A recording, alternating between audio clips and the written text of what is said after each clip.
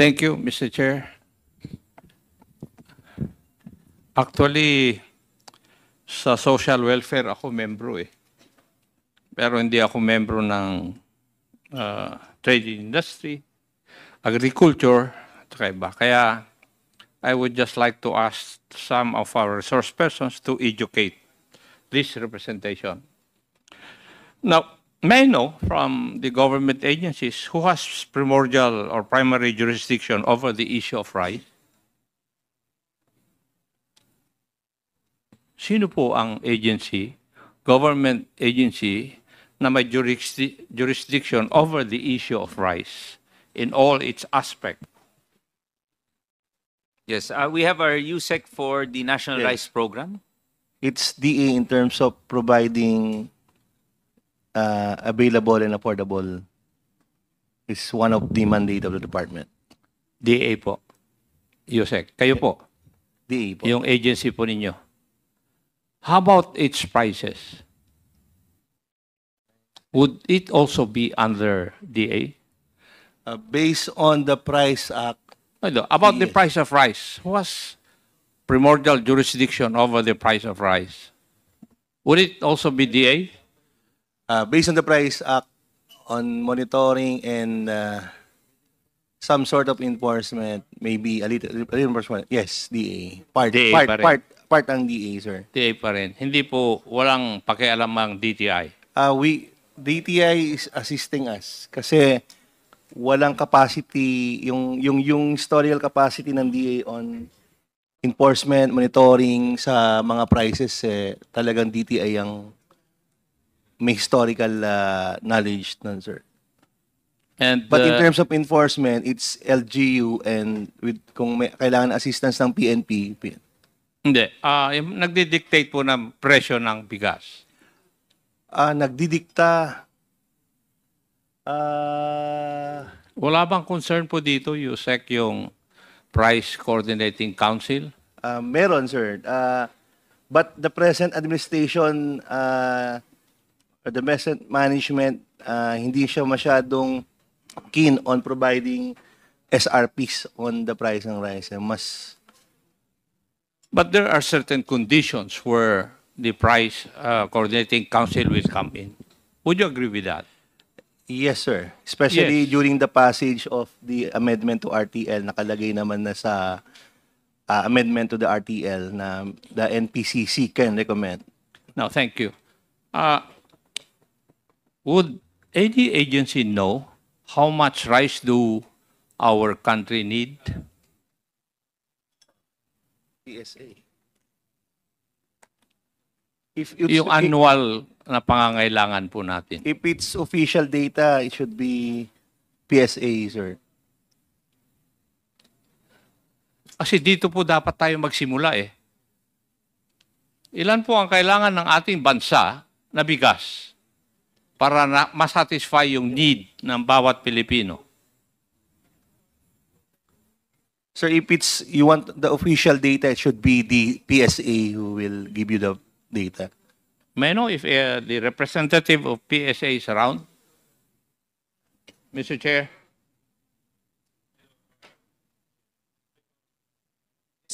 May I know if apologies. a representative of PSA is around? Yes, we do have a representative from PSA, COMSEC. May I get the name of our Yes, representative? sir. Assistant National Statistician Rachel Laksa and Assistant National Statistician Adrian Cerezo. We Thank you, also Comsec. have- Are they here? Yeah. Yes, they were here earlier. So may I request the page to please locate Ms. Laksa?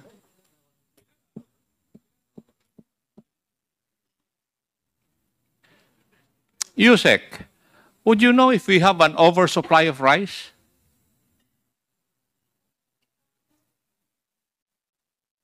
We have, based on projections, we have about ending stocks of around 70,000. About 70 days equivalent, sir. Would that be more than enough of what our country would need for its citizens?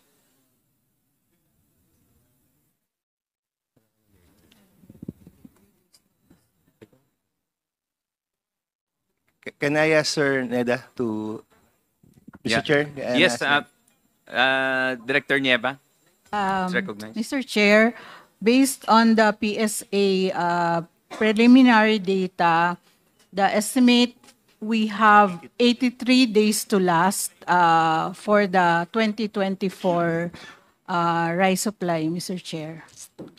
So we have an oversupply, Madam, Sir, of what we need for 2024. Sir, kasi yung buffer stock, we also allocate that for in cases of emergency. Yeah, including the buffer stock, would we have, shall we say, an oversupply of rice for 2024? Kasi, I do not know, hindi naman ako ekonomista, Madam. Kasi ang nagdidictate dito, ang pagkaalam ko, supply at saka demand lang. Yes, sir. We Di have po ba? enough May po. nagmamanipulate lang sa supply, may nagmamanipulate sa demand, kaya nagkakaloko-loko. Yun po yung simpleng pagkaintindi ko, kaya tinatanong ko po kayo. Opo. Yung local production po natin Now what? Oh, ay sige. ano po, dinagdagan po natin ng imports No, no, kaya no, no, meron no, no. po Umpisa tayong po natin, Madam, sa pangangailangan ng buong bansa natin. Kasi ang Opo. susunod na tanong ko, ilan dyan ang local? Opo. Sir, if based on demand, if local lang asahan, where's... No, what I mean is, how many kilograms of rice would the country need to feed its citizen in 1 year? Yun po ang gusto kong malaman. Sige, sir. Mr. Chair, the annual demand total is 15.479 metric tons, Mr. Chair. So 15,479 metric tons po. For total, kasama na po doon, for total demand, nandyan na po yung, kung ang concern lang natin is food, 13,974,000 metric tons po, Mr. Chair. Sa 15.79 metric tons, yan yung para sa buong Pilipinas, di po ba? Opo. Now, ilan po rito yung locally produced na bigas? Yung local production po natin ay nasa 12,090,000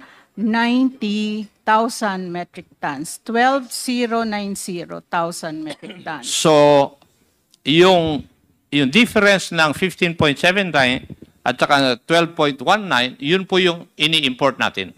Yes, Mr. Chair. Yes. Opo.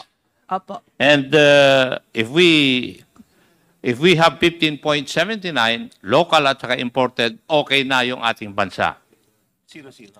Opo, sir. Yes? Buffer, yes. Opo. Including the buffer. With importation. Hindi. Hindi po, yung sir. 15.470 na yung 0-0 yan.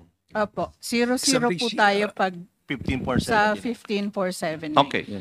At Kong this Romy? point in time, Madam, Honorable Romy Acop. Sorry, Kong Steve, did you, with your indulgence, Kong Romy? yeah, Pwede I just bang want to may add, ano yata?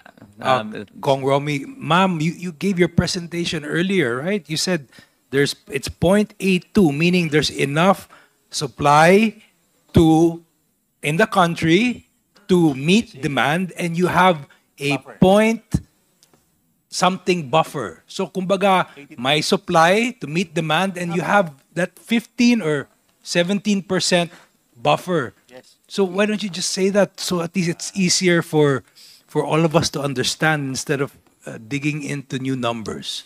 Sir, yung presentation po yatang sinasite nyo was from PSA, but based doon sa PSA data that we gathered, ang days to last po natin, ending stock is good for 83 days. So dahil sobrang tingyan kailangan on a month-to-month basis mo minomonitor yung supply outlook natin. pero ito po yung two basic factors na magdedetermine kung ano po ang mangyayari sa ating supply of rice. Tama? Yes, sir. To answer you directly, kung dapat pagkalapit with a certain increment of what we need as a buffer. So 9 days or 15 days equivalent. Now, if there are, hindi ba pag sumubra ang supply, bababa yung presyo? Ideally, yes. Ideally, sir, yes. Yes. At kung tataas yung demand, tataas naman yung presyo. So, dito po naglalaro yung lahat ng mga stakeholders dito sa bigas. Di po ba? Would you agree with me, Yusek? Na dito po naglalaro yung mga stakeholders? Yes, sir.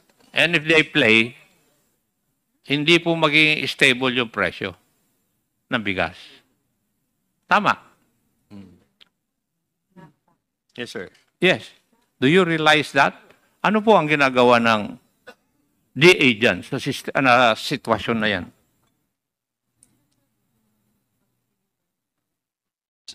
Sir, in terms of influencing yung market, inintroduce nga ni Secretary yung, aside doon sa being sa P29 ng kadiwa ng Pangulo, inintroduce ng DA yung Rice for All. And we are planning to increase yung intensity ng mga kadiwa stores, Metro Manila and nationwide. Kasi para mahila nga no, yung presyo. Kasi masyadong hindi gumagalaw. Bakit po? Yun po yung inyong strategy. Bakit hindi po nyo tignan kung saan mga dahilan, kung saan doon sa stakeholders? For example, there are 7 stakeholders insofar as major players in the rice market. The farmers, the milling companies, the wholesalers, the retailers, the consumers, government, at saka importers. BLY? Yes po.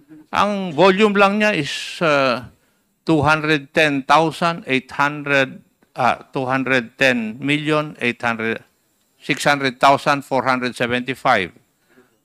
Yung Atara is 215,850,725.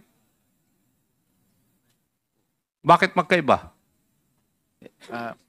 Yes, Mr. Chairman. Ito po ay data po natin galing mismo sa ating actual volume na natag po as inspected. So, ang una po yung... kasi When po, you say tag as inspected, in-inspect ninyo. Apo, apo.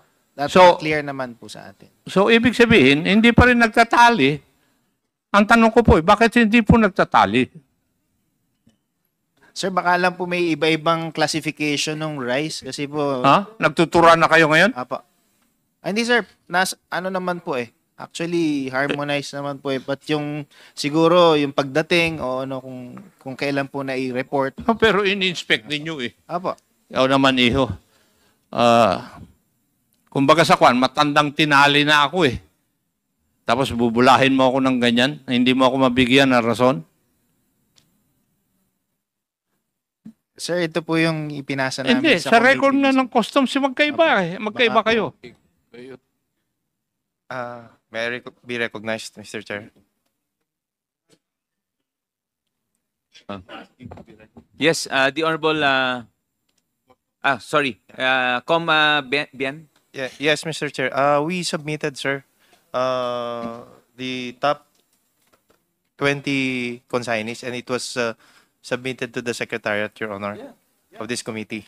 Eh, galing. So, when I heard about the volume that was answered by BPI, it tallies with my numbers, Your Honor. So that's January to October of 2024. no, to November, Your Honor. Up to Up to I think early December, Your Honor. yung We submitted yesterday. Yun po ba yung record din na nasa inyo sa BPI? That's October to December, January to December? Yes po sir. January to December po. So, from October 2024, umakyat yung BLY. Sir, as per dun sa importers mismo, we would have to sort it po. Yeah. Para po Okay. makapagbigay kami. So, alam po ninyo yung, kasi sa record na sa akin, Horizon ang nangunguna, BLY ang pangalawa, ang nangunguna pala is Atara, BLY ang second, ang third is Horizon. Okay? Tama? Now, may I know yung criteria, bakit yung mga kumpanyang ito, yung first three, ay malalaki ang kanilang quota for importation? Mr. Chairman? Yes, please, Director Glenn. Sir, actually, wala po tayong kotang tinitingnan or any quantity restriction po. Ang ating pong binibigyan dahil nga po online and kumbaga ano na yung ating pag-import So online, ng rice. ina-approve nyo po lahat. Apo sir, kung wala po siya sir problema about incorrect entries o kung wala po tayong nakikitang mali doon, ito po from the RTL pa naman po, even nga po kahit wala kaming action, ma-approve po siya in 7 days. So, ngayon... Yung 7 days provided Apo, for by yung automatic. Opo. Republic Act 11032. Apo. So kami po, nire-review Automatic. hindi po, nire-review natin yan. Nire-review, nire-recommend po ng chief ng plant quarantine and then saka po natin i-approve. Now, may I know Romy? why you're following that provision of 11032 based on Section 9 of that law? Bakit yun po ang sinusunod ninyo? Hindi ba may mga condition kung bakit approve, after 7 days, consider it as approved? May no? Kong Romy, just to inform you, your time has expired.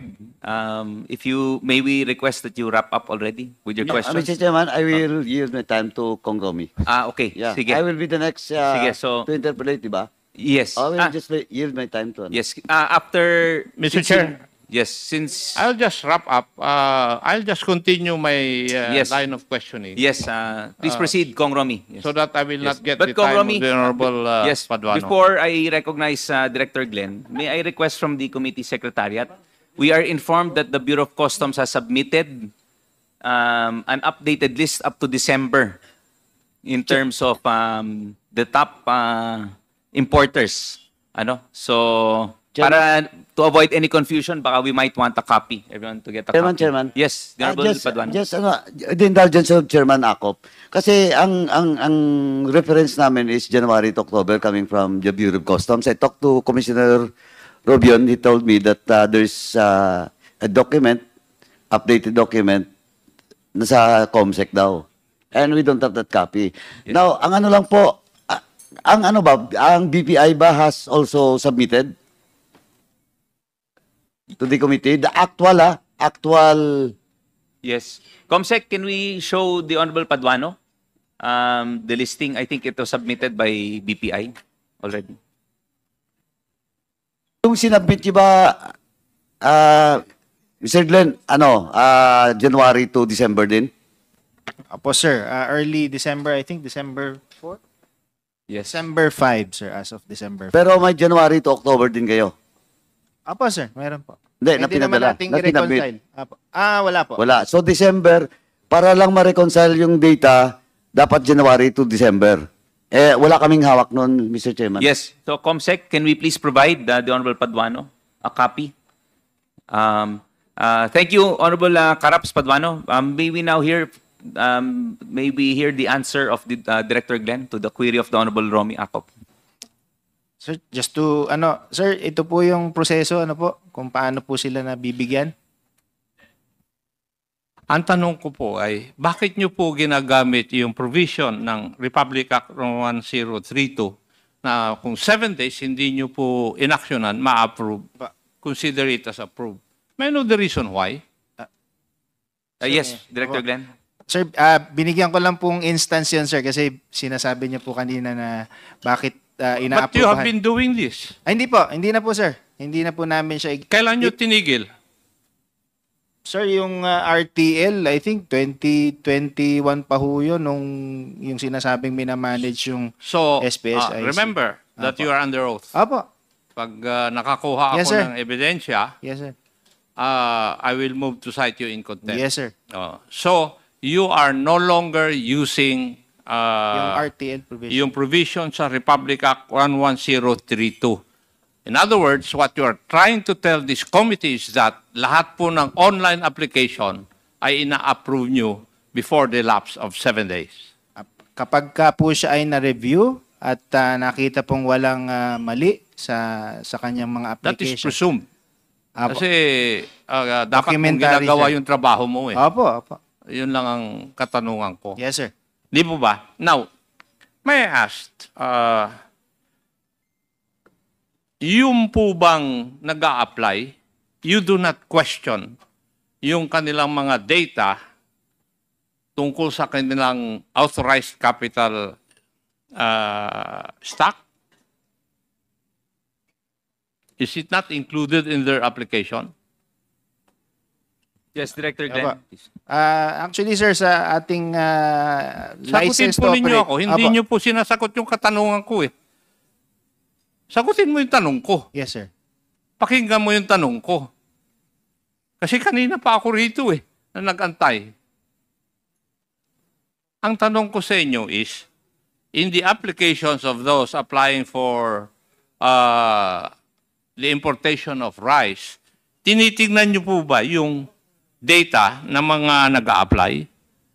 For example, do you look at their authorized capital stock? Yes or no? Sir, pagka sa application na po ng SPS natin. Yes hindi na- or no lang po No yung no. sagot. No, sir. Sa No. application ng SPSI. So, kasi nagwa-wonder po ako kung bakit, for example, yung Horizon Free Enterprise, ang kanyang volume from January to October 2024 was 205,691,625 kilograms. Di ba? Or ang value po ng kilograms, number of kilograms na ito is 5.9 billion. Tama? Doon sa data mo, tama. Sir, for 2024 po, January to October 2024. sir, wala po ako nung January to October, sir. Ang nandito po sa akin ay hanggang December, sir. Ano ang number ni Horizon dyan sa iyong data? Number 3, sir. Number 3. Ilan na po yung kanyang volume na in-import? 163. Ilan? 163,134.30 metric tons po. 100? 63,000. January to October dito sa binigay ng customs to 205 nga eh. Sir, sorry. 190,099.45. 190. Opo. Yung Horizon niya na. Opo. Bakit customs? Sa inyong record from January to October, 205.6.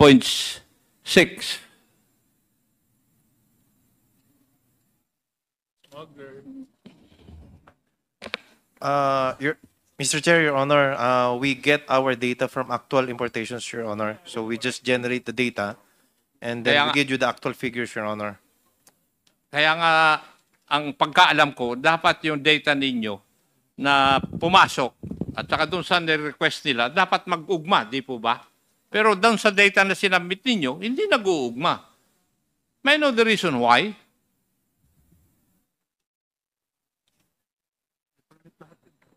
Yes, Mr. Chair. All importations of rice is covered. When the shipment of rice arrives, it is part of the process flow that the SPSIC that's being presented is checked by the field offices of the quarantine offices, field offices of BPI, Your Honor. There's no mechanism between customs and BPI to find out kung nagkuhan talaga yung pumapasok na bigas dito at saka yung kuhan. There's no mechanism to find out. Ay kung wala, magkakaloko-loko nga talaga tayo. Di ba? And I do not see any reason why hindi rin tinitignan ng BPI yung kwan. Kasi 1 million lang ang authorized capital stock pursuant to the records ng Atara, which was incorporated only in 2023. Tapos siya na ngayon na nasa top 3. Yes, Director Glenn, would you care to clarify? Sir, yung consideration po, so isa rin po siya sa documents na check before po sila mabigyan ng license to operate yung ating mga importer. So, yun po yung license to operate, it's done before even po siya mag-operate pa. Kanina, sinabi mo hindi nyo chinecheck. Sir, ang sinabi ko po kanina is during the application po. Hindi na po siya kasama doon sa mga When do you check it? ina-apply. During the registration po of the importer, sir. Registration muna, then bibigyan sila ng license to operate, and then mag-a-apply na po sila online. Alam mo, Iho, naging investigador ako ng napakatagal sa pulis. Kung sumagot ka, parang may tinatago ka eh. From the way you answer my questions and from your demeanor, I hate to say it, pero may tinatago ka eh. Thank you, Mr. Chair. Yes, thank you very much, Kong Romy.